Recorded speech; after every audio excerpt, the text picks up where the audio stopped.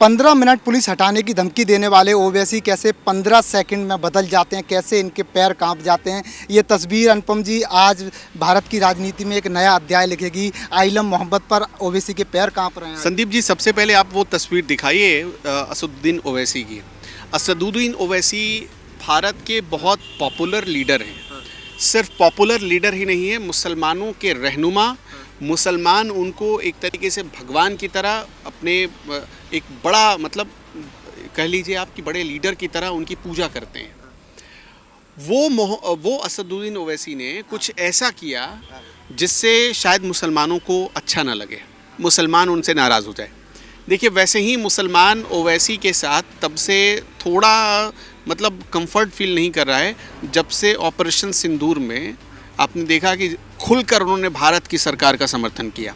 समर्थन ही नहीं किया, वो भारत की सरकार की उस डेलीगेशन का हिस्सा थे जो विदेशों में जाकर बता रहा था कि भारत ने ऑपरेशन सिंदूर में कैसे नेस्तो नाबूद किया है पाकिस्तान को। यहाँ मैं आपको रोकूंगा। जो मुसलमान भारत के रह के ओवैसी के साथ इसलिए दूर हो जाते हैं कि उन्होंने भारत का समर्थन किया। सारे नहीं होते हैं। एक बात नोट करिएगा, सारे नहीं होते हैं, कुछ होते हैं और वो कुछ बहुत गिने चुने लोग हैं। गिने चुने लोग हैं जैसे तौकीर रज़ा जैसे लोग। आपको भी पता है कि मैं ये नाम क्यों ले रहा हूँ। अब एक बहुत इम्पॉर्टेंट बात आपको बताता हूँ। ये तस्वीर जो हम दिखा रहे हैं अपने दर्शकों को, ये तस्वीर वायरल तस्वीर है और दावा ये किया जा रहा है इस वायरल तस्वीर के ज़रिए कि असदुद्दीन ओवैसी ने आई लव मोहम्मद की फ़ोटो फ्रेम को लेने से मना कर दिया है। वो नहीं लेना चाहते। आप इस तस्वीर को सुनिए तो ओवैसी कुछ कह भी रहे हैं।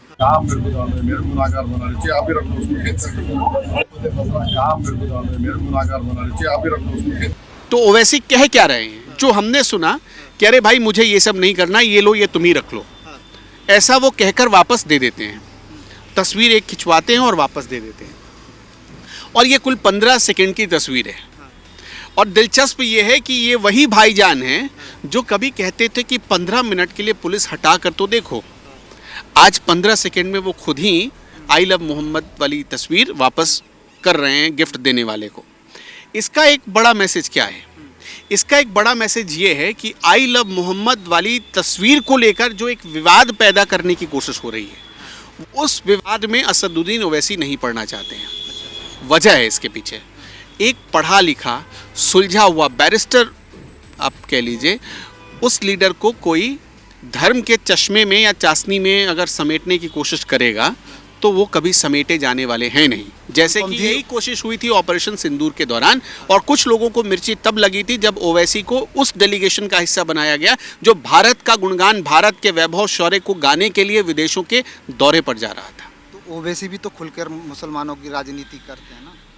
ओवैसी मुसलमानों की राजनीति करते हैं, लेकिन उनको अब ये एहसास हो गया है कि ये भारत वो भारत नहीं है जहाँ धर्म के नाम पर लोगों को बांटकर पॉलिटिक्स की जा सकती है। ओवैसी को समझ में आ गया है कि हैदराबाद से अगर 2025 में उनकी 24 में अगर उनकी जीत हुई तो इसमें हिंदुओं का भी वोट शामिल था। सारे मुसलमानों के वोट से वो नहीं जीत सकते थे। वरना आपने देखा बीजेपी ने कितनी बड़े चेहरे को उनके खिलाफ खड़ा किया था। कम से कम हिंदुओं में बड़ी पॉपुलर थी वो, मैं उनका नाम भूल रहा हूँ, लेडी का, वो बड़ी पॉपुलर थी, उनके खिलाफ खड़ा किया।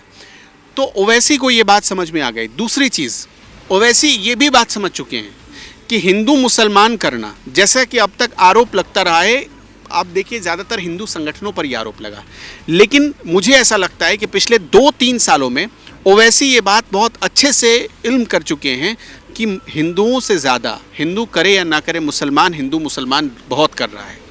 हमको इससे बचकर रहना है। और इसी वजह से आप देखिए प्रोग्रेसिव पॉलिटिक्स कर रहे हैं। प्रोग्रेसिव पॉलिटिक्स का मतलब ये है कि वो विकासवाद वाली राजनीति पर आगे बढ़ना चाहते हैं। वो विकास की बात करना चाहते हैं, डेवलपमेंट की बात करना चाहते हैं। अब इसमें कुछ लोगों को लगेगा ओवैसी जहाँ पर मुसलमानों के साथ बुरा होता है वहाँ पर खड़े हैं ना। आपने देखा कि मुसलमानों के साथ जब बुरा हुआ तो संसद में उन्होंने आवाज़ उठाई, ठीक है। वक्फ कानून जब आ रहा था उसका विरोध किया, मुखालफत की असदुद्दीन ओवैसी ने, क्योंकि उनको लगा कि मुसलमानों के ख़िलाफ़ है। उन्होंने सरकार को कहा कि मुसलमानों के हक़ और हुकूक को सरकार तोड़ रही है, छीन रही है, कहा ना।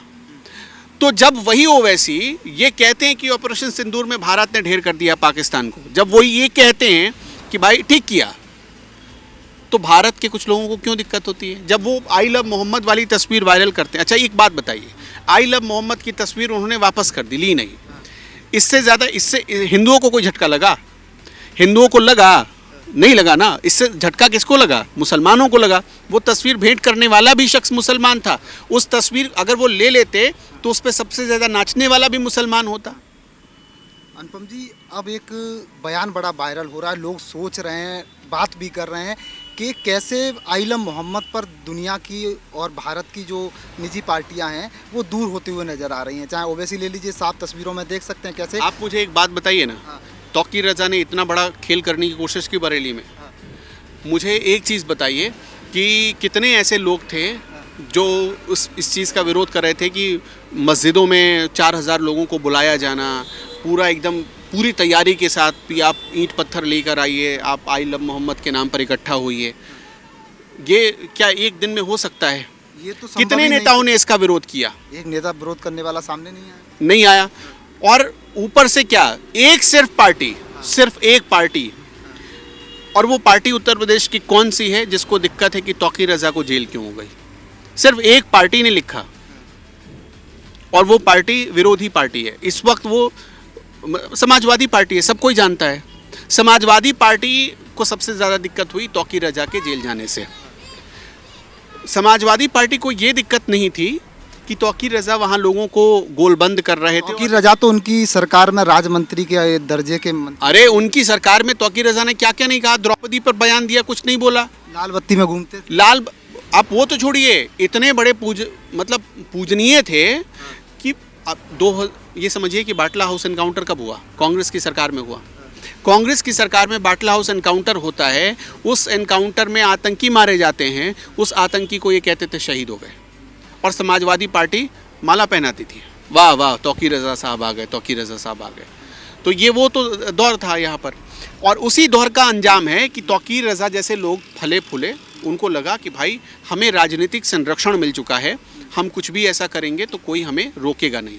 राजनीतिक संरक्षण बहुत बड़ी ताकत होती है ना, राजनीतिक संरक्षण इतनी बड़ी ताकत होती है कि तौकीर रज़ा को लगा था कि हम बरेली में दंगे करवा सकते हैं, पूरा बरेली जला सकते हैं, लेकिन उनको पता नहीं था। इसीलिए तो योगी आदित्यनाथ ने कहा कि एक मौलाना को लगा कि हम दंगे करवा सकते हैं, उसको पता नहीं कौन बैठा हुआ है। यानी योगी ने जो कहा था शासन में कौन बैठा हुआ हाँ। है, ये बयान अनुपम जी यहाँ जोड़ लेना इसलिए भी ज़रूरी है कि 2010 में भी बरेली में दंगे होते हैं, 36-40 हिंदुओं की दुकानों को 2002, हाँ। अगर मैं गलत नहीं 2005, 2010 का आपने जिक्र किया, 2025 में हमने देखा।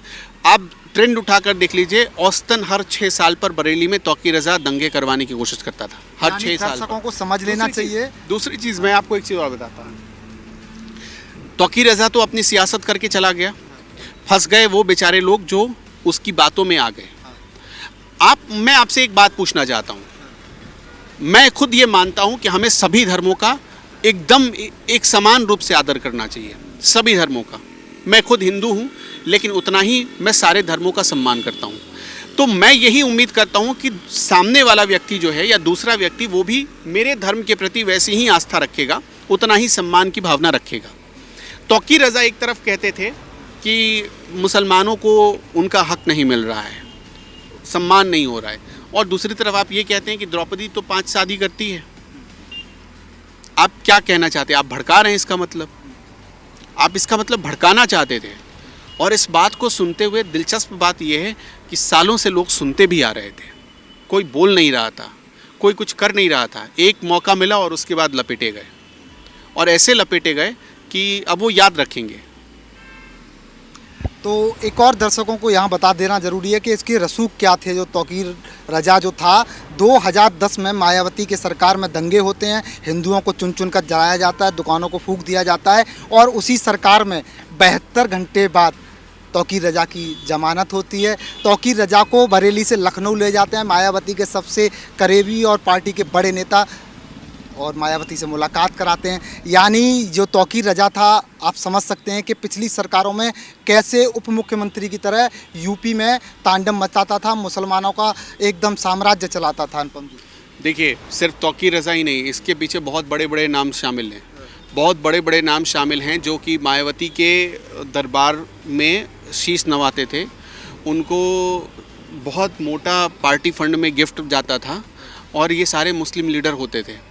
और एक चीज़ आप संदीप जी देखिएगा, आपको देखना क्या है कि 2015 के बाद से मायावती का रुतबा क्यों ठंडा पड़ता चला गया। मायावती के जितने ऐसे साम्राज्य खड़े हुए थे, जो ऐसे मौलानाओं के चंदे से खड़े हुए थे, ऐसे मौलानाओं के पैसों से खड़ा हुआ था, उन सारी चीज़ों पर ईडी ने ज़बरदस्त कार्रवाई की, बहुत ज़बरदस्त कार्रवाई हुई। और यही वजह है, आज भी जब ये मुस्लिम लीडर फंसते हैं ना, तो इनको याद आती है मायावती। इनको मायावती ही लगती है कि मायावती के पास ही चलो। आज़म खान का देखा आपने क्या हाल हुआ। आज़म खान को आज भी इस बुरे वक्त में मायावती की याद आ रही है। इतने सालों में याद नहीं आई। मायावती के खिलाफ बयान देते रहे सत्ता में हटने के बाद। और दूसरी बात ये कि गलती में सारी पार्टियों की है कि इनको सत्ता चाहिए थी। सत्ता चाहिए थी तो सत्ता पाने के लिए ये बात भूल गए कि मर्यादा क्या होनी चाहिए। अब बताइए, आज़म खान, अगर मायावती मान लीजिए एक पल को कि आज़म खान को बुला रही हैं बीएसपी में, जा रहे हैं आज़म खान, हम ये मान कर चल रहे हैं, आज़म खान चले जाते हैं, तो क्या मायावती के प्रति उतना ही सम्मान होना चाहिए जो आज़म खान ने जयाप्रदा के बारे में कहा था? क्या मायावती उसको एक्सेप्ट करेंगी? क्या मायावती ऐसे व्यक्ति को रखना पसंद करेंगी कि जो आज़म खान, आप वो पब्लिक डोमेन में मौजूद है चीज़ें कि किस तरह से 2019 के लोकसभा चुनाव में रामपुर में बयान देते हुए सारी मर्यादाओं को, सारी सीमाओं को आज़म खान लांघ गए थे। तो मायावती को ये भी सोचना होगा। और मैंने आपको बताया ना कि तौकीर रज़ा अगर फला फूला तो सारे दलों का उसमें हाथ है, सारे दलों का हाथ है। बीजेपी तो उस समय सत्ता में आई नहीं, बहुत लंबे वक्त के बाद 2017 में बीजेपी को मौका मिला। तो इस मतलब समझिए 2 दशक, 2.5 दशक के बाद मौका मिला बीजेपी को। तो इस हिसाब से देखिए तो बीजेपी तो बहुत दूर जा चुकी थी। केंद्र में बीजेपी की सरकार आई इस बीच में। हालांकि तौकीर रज़ा ने 2003 में भी इसने किए थे, 2003 में भी इसने दंगे कराने की कोशिश की थी, तब तौकीर रज़ा ने। समस्या ये है कि उत्तर प्रदेश के राजनीतिक दलों का मौन समर्थन उसे एक संरक्षण देता गया, शह देता गया। मैंने आपको शुरू में कहा कि तौकीर रज़ा को ये बात समझ में आ गया कि राजनीतिक संरक्षण अब मुझे मिल चुका है, कोई मेरा बाल भी बांका नहीं कर पाएगा, और उसका ये भ्रम 2025 में टूटा है। बरेली में अब इस समय डेंटिंग पेंटिंग का काम चल रहा है। भाईजान ने आज आइलम मोहम्मद की तस्वीर को लेने से मना कर दिया है। अखिलेश एकदम शांत हैं, राहुल गांधी का भी कोई जवाब यहाँ नहीं आ रहा है। देश में तमाम तरह की राजनीति आइलम मोहम्मद पर हो रही है। कमेंट बॉक्स आपका इंतजार कर रहा है। योगी की जो कार्रवाई थी, कानपुर से जो आइलम मोहम्मद का नारा निकला, उसके बाद देश की राजनीति और अब योगी की कार्रवाई कैसी लगी आपको? कमेंट बॉक्स में अपनी राय जरूर दे दीजिए। धन्यवाद।